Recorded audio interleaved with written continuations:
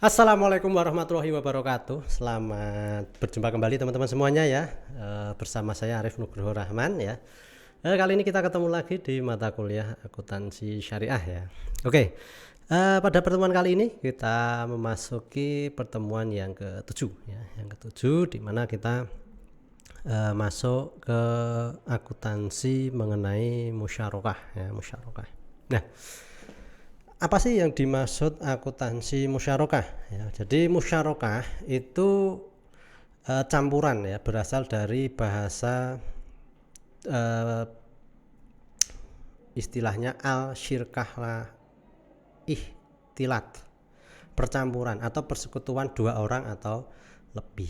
Jadi secara konsep musyarakah itu apa? Kerjasama antara dua pihak atau lebih untuk suatu usaha tertentu. Nah, nanti ketentuannya masing-masing pihak harus memiliki kontribusi ya.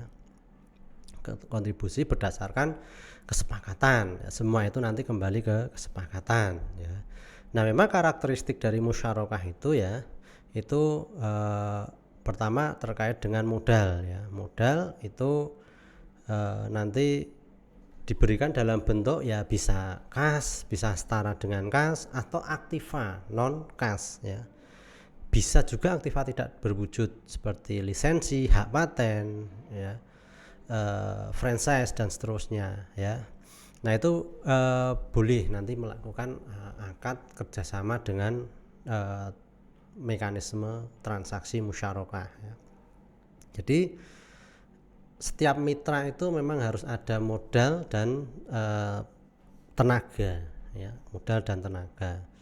Nah, adapun nanti mekanismenya bisa diatur atau disesuaikan dengan kondisi atau disesuaikan nanti kesepakatan antara pihak yang melakukan musyarakah ya.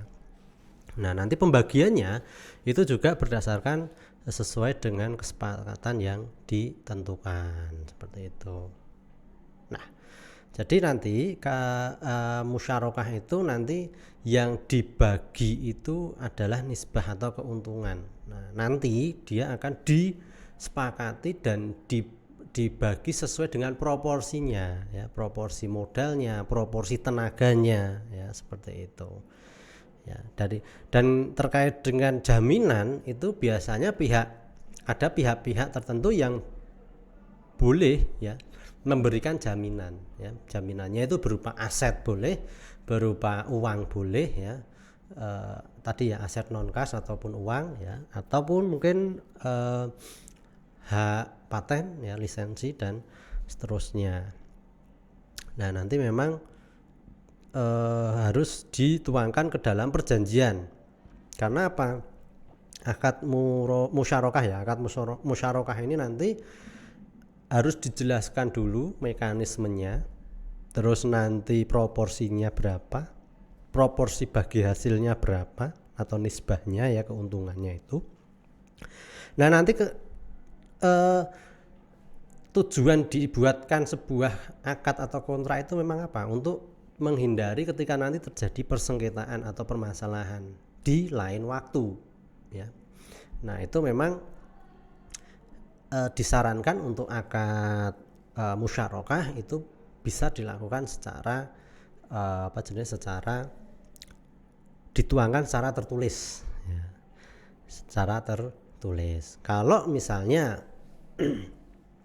akad murabahah atau jual beli itu bisa dilakukan secara tertulis karena mungkin ada transaksi dengan cara tangguhan atau kredit ya. Maka untuk mengukur dan mengetahui perkembangan tangguhannya atau pokoknya kan otomatis perlu dibuat catatan ya. Kalau kas gimana Pak? Kalau kas itu sebetulnya tidak perlu ya, boleh kalau menggunakan itu, tapi misalnya tidak pun nggak apa-apa, yang penting ada kwitansinya udah selesai. Kalau transaksi murabahah yang cash ya atau tunai. Sedangkan kalau di transaksi murabahah yang tangguhan otomatis harus pakai catatan seperti itu. Nah, demikian juga dengan yang akad ini, yang akad kali ini, yang musyarakah ini yang akan kita bahas ini, bahwasanya itu nanti perlu dibuatkan sebuah catatan. Karena apa? Biar nanti kedua belah pihak itu jelas berapa proporsinya, berapa hak dan apa saja hak dan kewajibannya itu sebetulnya sudah tertuang di dalam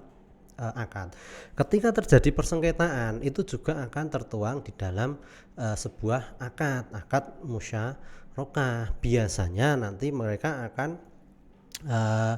menyelesaikan secara kekeluargaan, itu pun kan harus tetap dituangkan. Bagaimana apabila terjadi persengketaan atau salah satu pihak melanggar dari aturan kontrak atau akad yang sudah disepakati, maka apa konsekuensinya itu sudah dituangkan di dalam akad musyarakah. Nah, skemanya bagaimana? Kita lihat ya. Seperti pada slide ya, bahwasanya misalnya ada mitra ya, mitra 1 dan mitra 2 misalnya. Dia ingin melakukan joint venture atau kerjasama ya, dengan mengerjakan sebuah proyek usaha misalnya ya. Nah, otomatis sebelum proyek itu dilaksanakan perlu dulu dijelaskan itu menggunakan kontrak, namanya akadnya akad musyarakah. Nah, maka di sini di tengahnya itu antara mitra 1 dan mitra 2 itu ada kotaan musyarakah, itu maksudnya akad musyarakah untuk menjembatani kerjasama antara kedua pihak.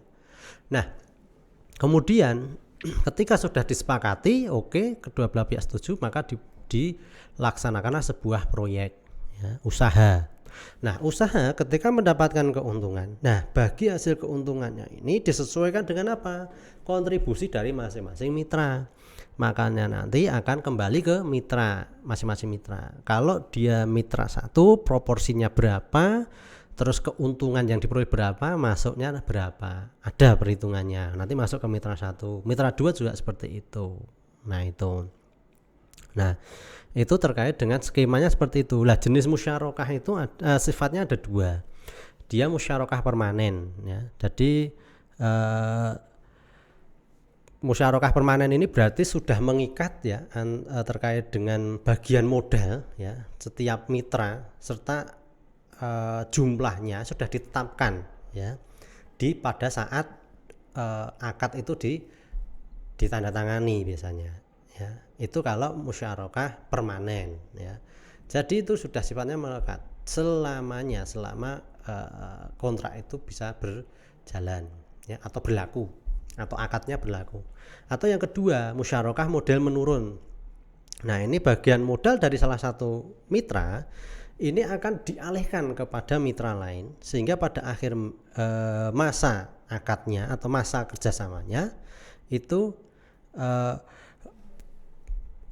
pihak mitra itu akan memiliki usaha secara penuh. Jadi misalnya mitra 1, mitra 2, mitra 1 nanti akan sifatnya menurun. Berarti nanti lama-lama seiring perjalanannya kerjasama, berjalannya proyek atau suatu usaha, di akhir masa kontraknya habis ya, itu nanti berpindah kepemilikan ya, modalnya itu sudah milik ke mitra kedua, berpindah seperti itu. Nah, itu biasanya nanti itu ada aturan-aturannya sendiri ya terkait dengan sifat-sifat musyarakah yang permanen ataupun menurun. Nah, itu. Nah, kemudian untuk jenis-jenis musyarakah itu ada syirkah almik ya, itu kepemilikan bersama ya.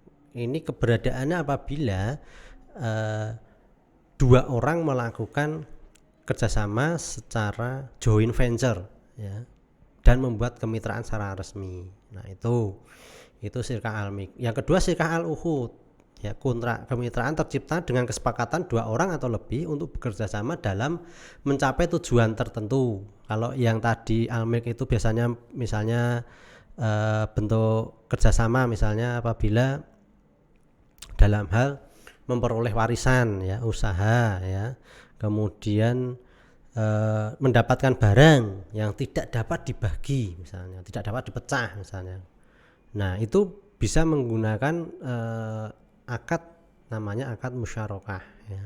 Almik namanya jenis almik. Yang al-uhud itu biasanya terkait dengan tujuan-tujuan tertentu, biasanya bisa misalnya mendirikan sebuah usaha, kemudian mendirikan atau membuat sebuah proyek. Nah, itu jenis musyarakah al-uqud ya. Nah, itu sifat dari musyarakah. Lah rukun musyarakah itu yang pertama ada pelaku, yang kedua ada objeknya, objek musyarakahnya. Yang ketiga ada persetujuan kedua belah pihak, ada ijab dan qabul, dan ada nisbah serta keuntungan yang dibagi antara para mitra yang melakukan akad musyarakah. Pelaku pun ya, pelaku juga sama, syaratnya harus cakap hukum, berakal sehat, tidak gila ya. Kemudian setiap mitra dianggap sebagai wakil dari mitra lain ya. Objeknya apa? Objek musyarakah itu bisa modal usaha atau kerjasama dalam bentuk usaha itu. Kemudian untuk nisbah itu keuntungan yang dibagi ya, nisbah itu keuntungan yang dibagi. Nah, kemudian persetujuan antara kedua belah pihak, ijab qabul, itu akad musyarakahnya. Semua sudah tertuang di dalam akadnya, mau sifat permanen atau menurun tadi. Terus kemudian berapa proporsi masing-masing mitra, itu semua harus dituangkan. Terus nanti ketika ada permasalahan bagaimana penyelesaiannya sudah dituangkan dalam akad di awal. Nah, nisbah keuntungannya ini berapa nisbah keuntungan yang dibagi, itu juga harus ada di akad. Jadi itu menjadi syarat ketentuan dalam musyarakah. Oke, seperti itu teman-teman untuk terkait dengan musyarakah. Ada kurang lebihnya mohon maaf. Sekian, assalamualaikum warahmatullahi wabarakatuh. Kita ketemu lagi di pertemuan selanjutnya.